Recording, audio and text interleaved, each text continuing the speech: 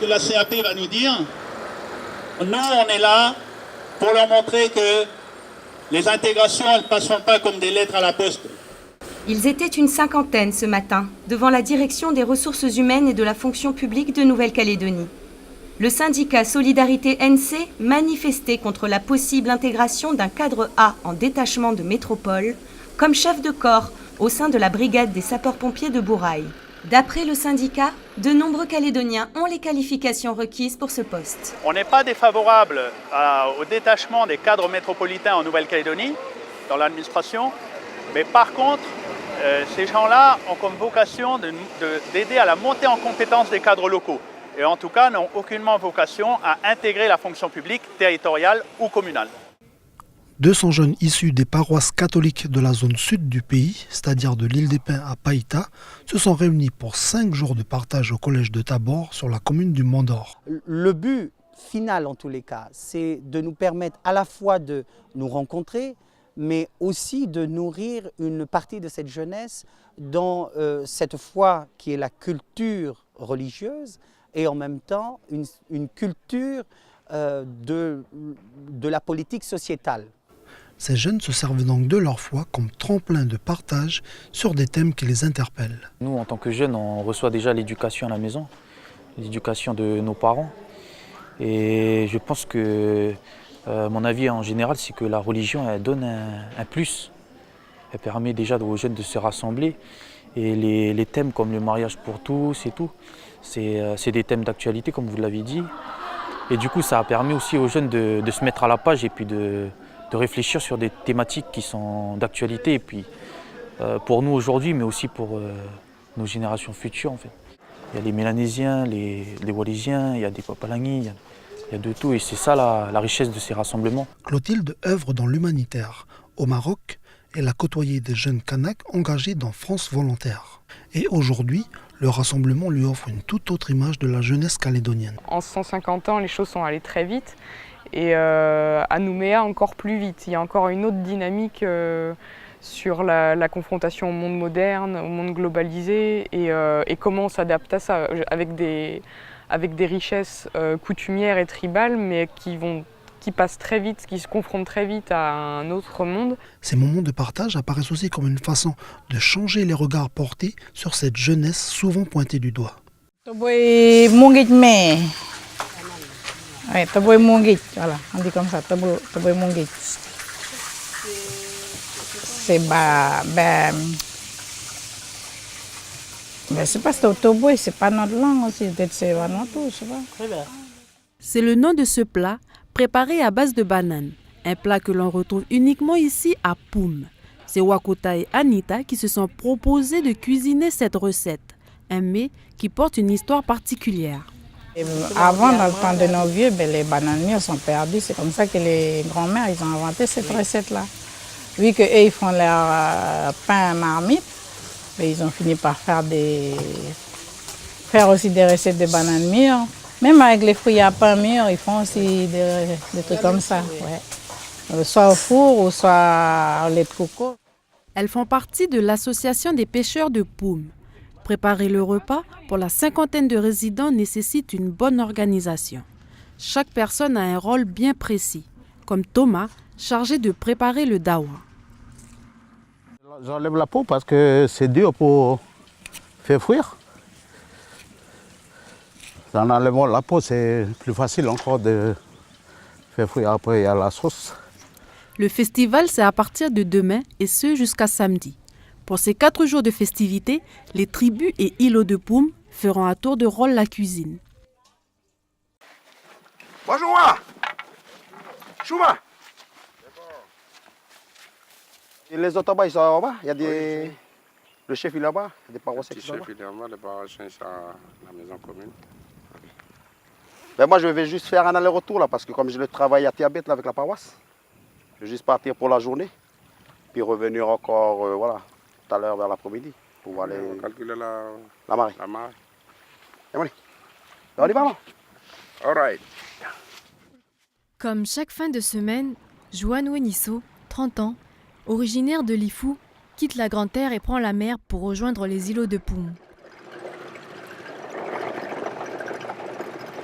Voilà 1 an et demi qu'il a laissé son île natale et sa famille pour réaliser son rêve de devenir pasteur.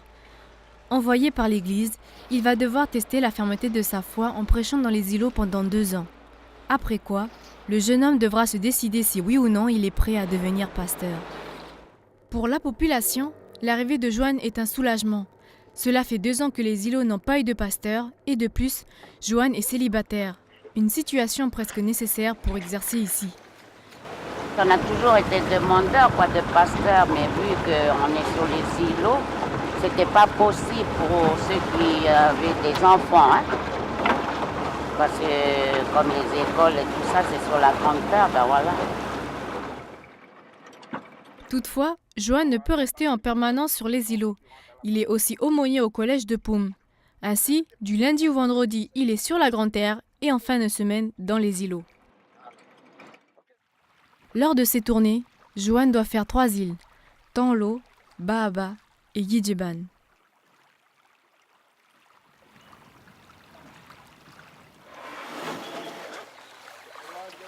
Une fois sur l'îlot de Tanlo, Joanne peut commencer sa tournée. Voilà, ben là je suis devant mon Eka. Voici mon temple. Sur l'îlot, il y a la présence de 3 grand-mères. On va voir si elle est là. Gay! Chouva! Machiwanata! Bonjour, Gay. Ça va? Ça va, ça va, ça va. Voilà. Là, je viens faire mes visites. Et tout au long de mes visites, ben voilà, il y a tous les problèmes de la réalité qui ressortent. Oui, oui, voilà. Voilà. À travers l'eau, qu'il y a de l'eau, mais uniquement pour se doucher ou faire les besoins. Voilà. Mais pas pour boire de l'eau potable. Oui. On ne boit pas. Parce que tu vois, moi c'est arrivé ici. Parce que nous, si nous on ne vient pas ici, moi et puis papa et puis mamie, on est tous sur la Yande. Parce que Yande, c'est nous aussi. Mais comme ils sont commencés. Comment les blancs ils sont encore restés là? Et puis ils ont dit qu'il faut que nous on rentre ici, c'est nous. Et moi, c'est pas ça. Parce qu'on dit on va rentrer là et puis on va faire comme pour boire. C'est pas nous qu'on va faire de l'eau, c'est lui. Voilà un peu comment la vie des îlots se passe, quoi. Voilà, il n'y a pas de grosses villas de luxe, il n'y a rien. Après maintenant, la question qu'il faut se poser, que moi, personnellement, je me pose, qu'est-ce que l'Église, il apporte? Moi, personnellement, qu'est-ce que l'Église, il apporte?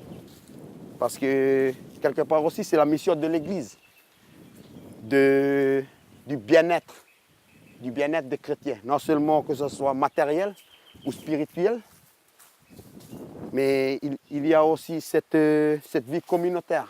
Et ça, c'est... Personnellement, je vois mon ministère comme ça. Lors de sa tournée, Joanne rend visite à tous les habitants. Ici, on sent une certaine inquiétude.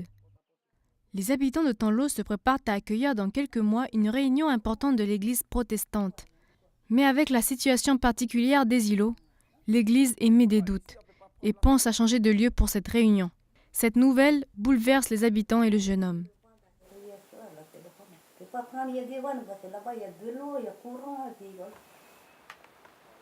Avant de terminer sa tournée sur l'île, Joanne se rend à la chefferie à laquelle il est rattaché. On a commencé déjà à laisser les temps. Dans la démarche de l'église avec la coutume, le pasteur, il est mis dans le clan de la chefferie. Et voilà, ici on est chez mon chef de clan.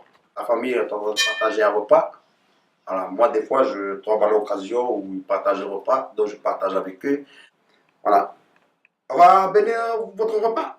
Pour ça, nous devons repartir. Moi, je vais continuer ma vie. Voilà, je vous invite à la prière. Nous prions. Pour une fois de notre Père, nous tournons vers toi pour te remercier. Te remercier pour cet accompagnement, mais aussi pour cette journée. Nous ne manquons pas à penser à nos familles, à nos proches qui restent encore dans la famille et qui n'ont rien à mettre sur la table. Nous te demandons de les accompagner. Mais aussi, encore une fois, nous donner cette force d'unité, cette force de travail. Au nom de Jésus-Christ, notre Sauveur, nous t'en prions. Amen.